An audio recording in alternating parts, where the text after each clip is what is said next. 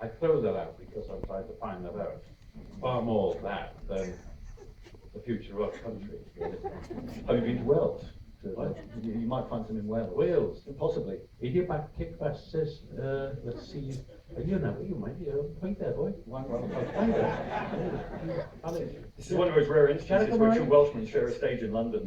Siarad Gymraeg? Actually, I don't speak Welsh. I'm from South Wales. Oh, dach chi'n weld. Anyway, opening up. Any questions from the audience? We've got a few people down the front, very excited people.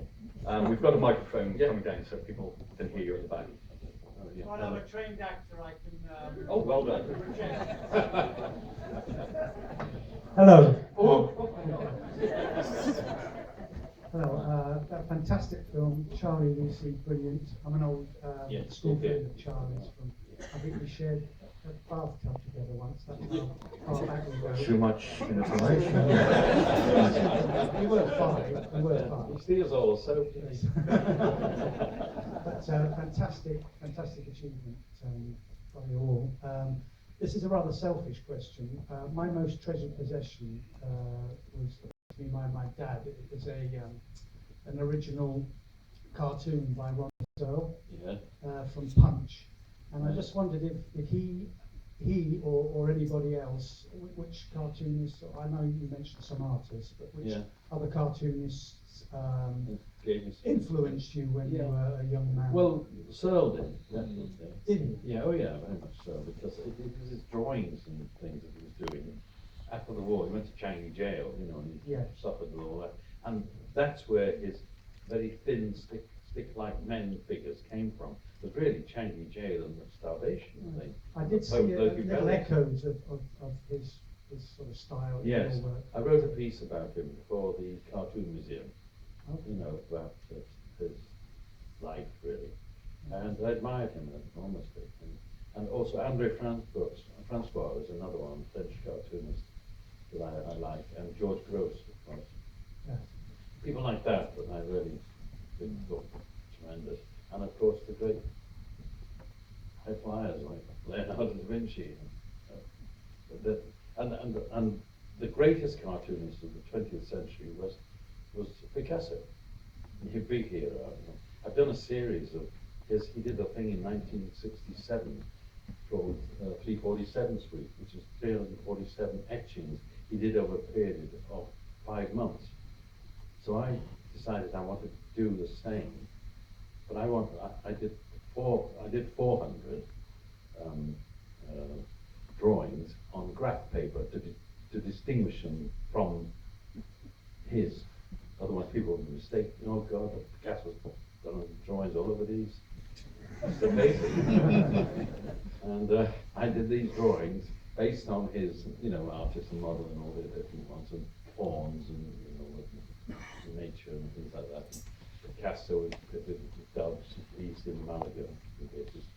And I did Demoiselle d'Avignon in a series of paintings of the different colours and things, and went through this in 1988. I still haven't published it, but it's one I'd like to publish sometime. And it was an exercise I had to do. I wanted to take something on that he'd done, It was like doing the Leonardo thing, wasn't it? We did the Last Supper. I had to do 3 things for Leonardo. One was to build a flying machine, one was to paint the Last Supper, and the third one was to do an anatomical drawing, which was not mentioned because we forgot which one anatomical drawing I did. I can't remember what it was. We all have memory loss that comes, and this is what they call an audience, is it? Yeah. Okay. Thank you very much. No, pleasure. Did I answer you? I don't know whether I answered.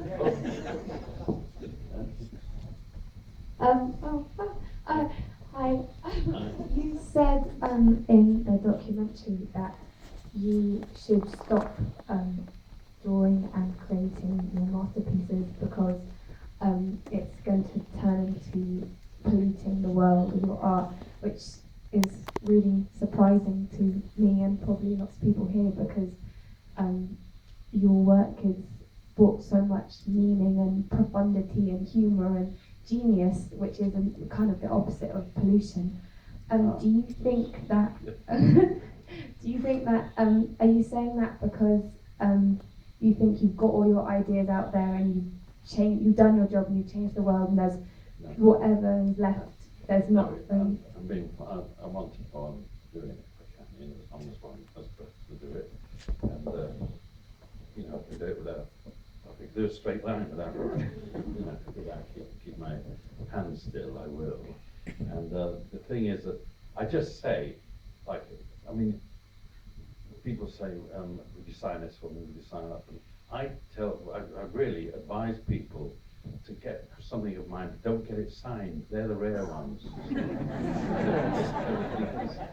And so the same has happened with all the work I keep doing. You think it keeps doing so much. Nothing's solved. You haven't done anything. I'm still trying to finish the next book of extinct birds now. Well, they're not extinct yet, but it's called Nextinction. And so, you know, they're getting to that stage where they will be eventually. They're just critically endangered. So I'm just doing a book about them, and because I think it's interesting to finish book. And some of the drawings in there won't be birds, will be made up. Because I told myself, no, just what the world needs, another book of birds, you know, don't know. But if I do it, the thing you've got to do for this one, definitely, I feel, I've got to make people laugh in it. Otherwise, it's just another book of birds, you know. All right, and you have feathers and everything. And, you know, feathers don't mean anything. Except a bird. Minor. Well, like coal miner. There, and then we've got someone over here who can pass the mic to the gentleman. That's it. We'll go here first. Oh, ready? Yeah. Hi, I think that was an amazing documentary, and Charlie. it reflects your Yeah. amazing art. I was thinking about how after Hunter Thompson died, how did that affect your art, and whether you sort of hit an artist's block, and how did you see your future when he died in 2005, and now 9 years later, how do you see your future again? Well,